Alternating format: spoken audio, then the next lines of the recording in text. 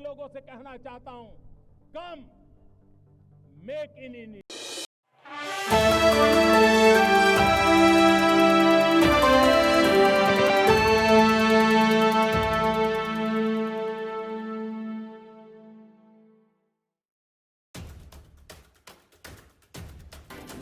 आज देश भर में महाशिवरात्रि बड़ी ही धूमधाम से मनाई जा रही है। महाशिवरात्रि का पावन पर्व परम सिद्धिदायक भगवान भोलेनाथ की पूजा अर्चना के लिए समर्पित है। शिव भक्त इस दिन भोलेनाथ की उपासना कर उनका आशीर्वाद ग्रहण करते हैं।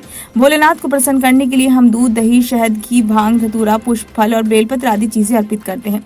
लेकिन शास्त्रों में बेलपत्र अर्पित करने का बहुत महत्व बताया गया है। शिव पुराण के अनुसार 1 लाख बेलपत्र शिवलिंग पर चढ़ाने से मनुष्य अपनी सारी काम्य वस्तुओं को प्राप्त कर लेता है। ये जानते हैं बेल वृक्ष की महिमा और इसको चढ़ाने के नियम।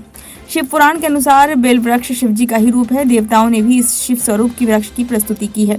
तीनों लोकों में जितने पुण्य तीर्थ प्रसिद्ध हैं, वे संपूर्ण तीर्थ बिल्व के मूल भाग में निवास करते हैं। जो पुण्यात्मा मनुष्य बिल्व के मूल भाग में लिंग स्वरूप अविनाशी महादेव जी का पूजन करता है, वह निश्चय ही शिव पद को प्राप्त होता है। शिव पुराण के अनुसार तीनों लोकों में जितने पुण्य तीर्थ प्रसिद्ध है, वे संपूर्ण तीर्थ बिल्व के मूल भाव में निवास करते हैं। जो मनुष्य बिल्व के मूल में लिंग स्वरूप अविनाशी महादेव का पूजन करता है, वह निश्चय ही शिव पद को प्राप्त होता है। जो बिल्व की जड़ के पास जल से अपने मस्तक को सींचता है, वह संपूर्ण तीर्थों में स्नान का फल पा लेता है और वही प्राणी इस भूतल पर पावन माना जाता है। जो मनुष्य गंध, पुष्प आदि से बिल्व के मूल भाग का पूजन करता है, वे शिव लोक को पाता है और इस लोक में भी उसकी सुख संतति बढ़ती है।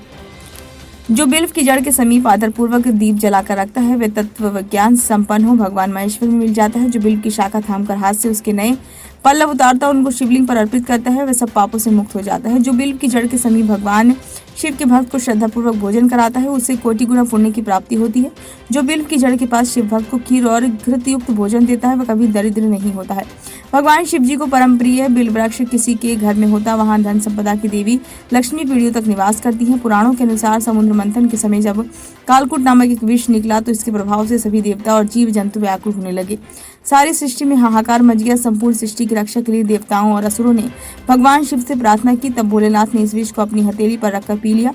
विष के प्रभाव से स्वयं को बचाने के लिए उन्हें इसे अपने कंठ में ही रख लिया, जिस कारण शिव जी का कंठ नीला पड़ गया। इसलिए महादेव जी को नीलकंठ कहा जाने लगा। लेकिन विष की तीव्र ज्वाला से भोलेनाथ का मस्तिष्क गर्म हो गया। ऐसे समय में देवताओं ने शिव जी के मस्तिष्क की गर्मी कम करने के लिए उन पर जल उड़ेलना शुरू कर दिया और ठंडी तासीर होने की वजह से बेलपत्र भी चढ़ाए। इसलिए बेलपत्र और जल से पूजा करने वाले भक्त पर भगवान आशुतोष अपनी कृपा बरसाते हैं। साथ ही ये भी माना जाता है कि बेलपत्र को शिव जी को चढ़ाने से दरिद्रता दूर होती है और व्यक्ति सौभाग्यशाली बनता है। बेलपत्र अर्पण करने में इन बातों का रखें ध्यान। भगवान शिव को एक साथ जुड़ी हुई 3 पत्तियों वाली बेलपत्र ही चढ़ाना चाहिए। भगवान शिव को बेलपत्र अर्पित करते समय इस बात का ध्यान रखना चाहिए कि इसकी पत्तियां कहीं से भी कटी फटी ना हो या फिर उसमें कहीं छेद ना हो। बेलपत्र को कभी भी बासी नहीं माना जाता है। शिव जी को चढ़ाए गए बेलपत्र को दोबारा धोकर फिर से चढ़ाया जा सकता है।